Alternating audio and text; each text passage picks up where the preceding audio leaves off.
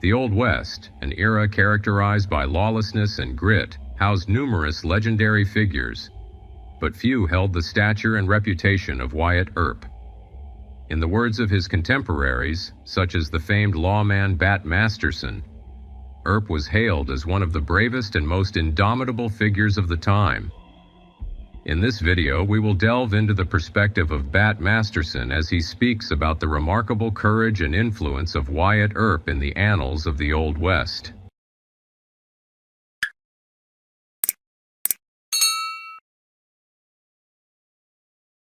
Wyatt Earp's audacity and seemingly carefree attitude in times of peril embody this concept. His actions aren't swayed by personal fear, and when everything is said and done, I believe he values his own opinion of himself more than that of others. Allow me to recount an incident from his life that, in my view, substantiates the accuracy of the impression I hold of him. He was once engaged in running a faro game in Gunnison, Colorado, in the early days of that camp. In a particular incident, while Wyatt was momentarily absent from the gambling establishment, another gambler by the moniker of Ike Morris, renowned locally for his prowess with a firearm, entered the scene.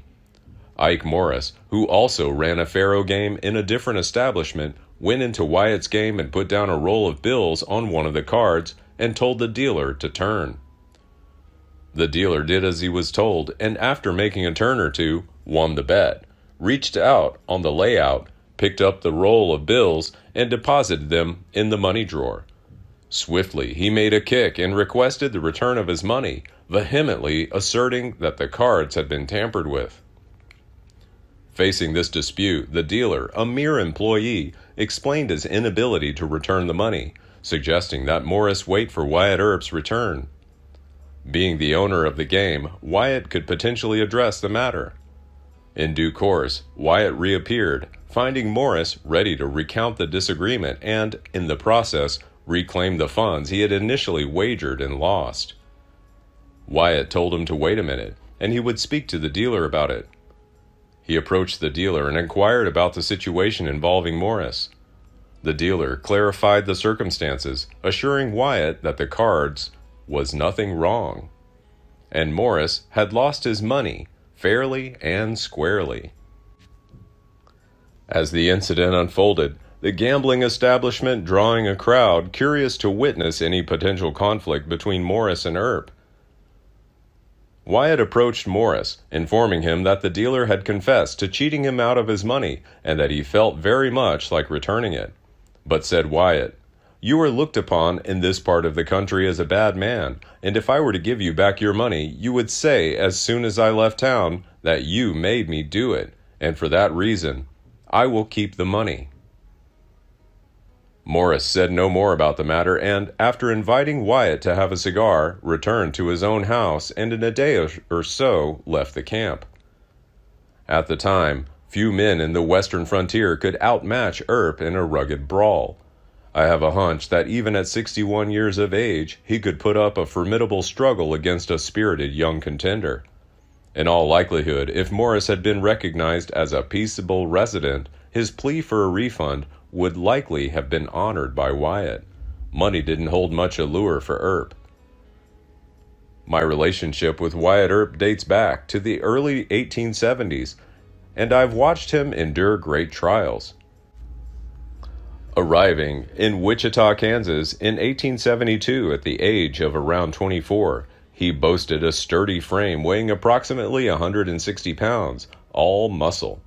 He stood 6 feet in height, with light blue eyes and a complexion bordering on the blonde. He was born in Monmouth, Illinois, of a clean strain of American breeding, and served in an Iowa regiment for the last 3 years of the Civil War, although he was only a boy then. Throughout his life, he consistently sided with law and order, often placing himself in perilous situations to uphold the sanctity of the law within communities he inhabited. In the spring of 1876, Wyatt Earp earned the appointment as Assistant City Marshal of Dodge City, Kansas, a significant hub for shipping the vast Texas cattle herds northward. His renown for valor and composure was widely acknowledged among many Dodge City residents.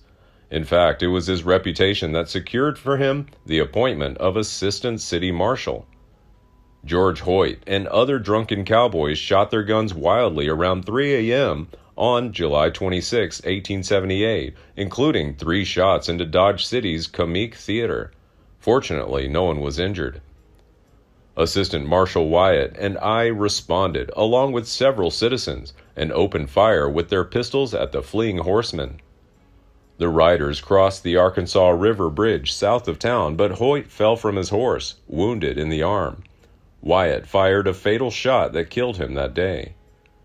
In 1879, Dodge was beginning to lose much of the snap which had given it the charm to men of reckless blood, and Wyatt decided to move to Tombstone, which was just building up a reputation. Wyatt's career in and around Tombstone, Arizona, in the early days of that bustling mining camp was perhaps the most thrilling and exciting of any he ever experienced in the 35 years he has lived on the lurid edge of civilization. Accompanying Wyatt were 4 brothers who journeyed alongside him to Tombstone upon the news of the gold discovery. The eldest was James, followed by Urgel, Wyatt himself, Morgan, and the youngest, Warren. James took charge of a saloon. Virgil held the esteemed position of U.S. Deputy Marshal. Wyatt operated a gambling establishment, and Morgan rode as a Wells Fargo shotgun messenger on the coach that ran between Tombstone and Benson, the nearest railroad point. Morgan's duty held the weight of fending off the notorious stage robbers that plagued the region, finding refuge in the San Simon Valley, close to the old Mexico border, whenever their misdeeds invited pursuit from American authorities. These outlaws included the Clanton brothers, Ike and Billy, and the McLaury brothers, Tom and Frank, a fearsome quartet of desperados whose actions challenged the civil authorities' influence. Even the United States troops dispatched from nearby posts to capture them, whether dead or alive, experienced multiple failures at the hands of these ruthless bandits. The Earps and the stage robbers knew each other personally, and the Wells Fargo company strategically placed an Earp brother on the coach to ensure the safety of their valuables. This precaution proved effective, as no coach with an Earp guardian fell prey to robbery in that treacherous region. Sure enough, on the day named Ike and Billy Clanton and Tom and Frank McLaury rode into Tombstone and put their horses up in one of the city corrals. Their arrival predated the Earp brothers' awareness, who initially dismissed the Clantons and McLaury's threat as mere bluster. However, Virgil Earp swiftly grasped the gravity of the situation and mobilized his forces. He wasted no time in rallying Wyatt and Morgan Earp, as well as Doc Holliday, an individual notorious for his fearless resolve in dire circumstances. On the opposing side stood the 2 Clanton brothers and the 2 McLaurys, resulting in a parity of forces, excluding Billy Claiborne, ran from the fight. As soon as Virgil Earp got his party together, he started for the corral, where he understood the enemy was entrenched. As the city marshal, Virgil Earp ordered the Clantons and McLaurys to throw up their hands and surrender. This order they replied to with a volley from their pistols. The confrontation ensued abruptly, with both parties closing in and exchanging rapid gunfire. The Earps pressed in close, shooting as rapidly as they could. The fight hardly started before it was over, and the result showed that nearly every shot fired by the Earp party went straight home to the mark.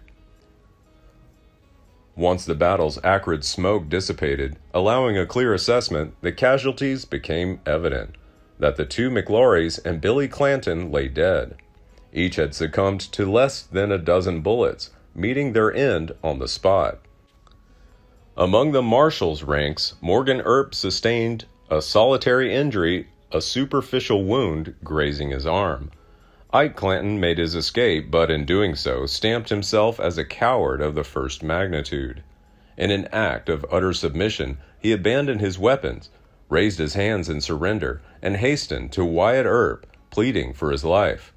Here again, Wyatt showed the kind of stuff in him, for instead of killing Clanton as most any other man would have done under the circumstances, he told Ike to get away, and he did. Subsequently, legal proceedings ensued against the Earp party for the fatalities. Following an extended preliminary examination spanning weeks and involving the testimony of over 100 witnesses, the Earps were ultimately absolved of guilt. Concurrently, the region harbored 2 additional bands of outlaws who, upon learning of the McLaury brothers and Billy Clanton's demise, swore vengeance upon the Earp family and all their friends. Virgil was ambushed on December 28th while walking between saloons on Allen Street in Tombstone, and he was maimed by a shotgun blast that struck his left arm and shoulder. Ike Clanton's hat was found in the back of the building across Allen Street from where the shots were fired. Wyatt wired U.S. Marshal Crawley P. Dake asking to be appointed Deputy U.S. Marshal with authority to select his own deputies. Dake granted the request in late January and provided the Earps with some funds that he borrowed from Wells Fargo, variously reported as between $500 and $3,000. In mid-January, Earp's ally Rickabaugh sold the Oriental Saloon to Earp's adversary Milt Joyce, and Wyatt sold his gambling concessions at the hotel. The Earps also raised some funds from sympathetic business owners in town. Wyatt and Virgil submitted their resignations to Dake on February 2, 1882, being tired of the criticism leveled against them, but he refused to accept them because their accounts had not been settled. That same day, Wyatt sent a message to Ike Clanton that he wanted to reconcile their differences, which Clanton refused. That day, Clanton was also acquitted of the charges against him in the shooting of Virgil. The defense brought in 7 witnesses who testified that Clanton was in Charleston at the time of the shooting. Morgan Earp was murdered on March 18th while playing billiards, shot by gunmen firing from a dark alley through a door window into the billiard room. He was struck in the right side. The bullet shattered his spine, passed through his left side, and lodged in the thigh of George A. B. Berry. Wyatt soon grasped the inevitability that he and his companions would meet the same fate as his late brother if they remained in town. In response, he orchestrated a team comprised of himself, Doc Holliday, Jack Vermillion, Sherman McMasters, and Bill Johnson. Outfitted with horses, firearms, and plenty of ammunition, they embarked on a resolute mission to relentlessly pursue and eliminate all individuals implicated in Morgan's murder and the attempted assassination of Virgil. During this time, Wyatt uncovered vital information regarding the culprits behind Morgan's killing. Pete Spence, Frank Stillwell, and a Mexican named Florentine emerged as the key figures responsible. Pete Spence's ranch, positioned near the Dragoon Mountains, roughly 25 miles from Tombstone, masqueraded as a mere ranch but operated as a hub for illicit activities, harboring cattle thieves and stage robbers. Wyatt and his party headed straight for the Spence Ranch as soon as he left Tombstone on his campaign of revenge. On arrival, they encountered only the Mexican accomplice. After making some inquiry as to the whereabouts of Spence and learning that he had left early that morning for Tombstone by a different route from the one that the Earps had traveled, proceeded without further ceremony to shoot the Mexican to pieces with buckshot. Leaving the lifeless body behind, they retraced their steps to Tombstone, where they expected to find Spence. Indeed, Spence was present, but he had gone to the sheriff, who was not on friendly terms with the Earp faction. Spence surrendered himself and sought incarceration in the town's jail, thwarting Wyatt's plans for immediate retribution. This ended the Earp campaign in Arizona for the time being. In the earlier days of the Wild West, Wyatt Earp, much like numerous other men of his caliber, stirred both envy and animosity from those of lesser character who populated the frontier. I've known him since the early 70s and have always found him a quiet, unassuming man, not given to brag or bluster. Wyatt has consistently proven himself a loyal and steadfast friend, while simultaneously presenting a formidable adversary when circumstances dictated. Bat Masterson, 1907. Compiled by American Old West Facts. Please like and share if you find the video content interesting and useful. Don't forget to subscribe to the channel and comment below so as not to miss the upcoming interesting videos. Thanks for watching.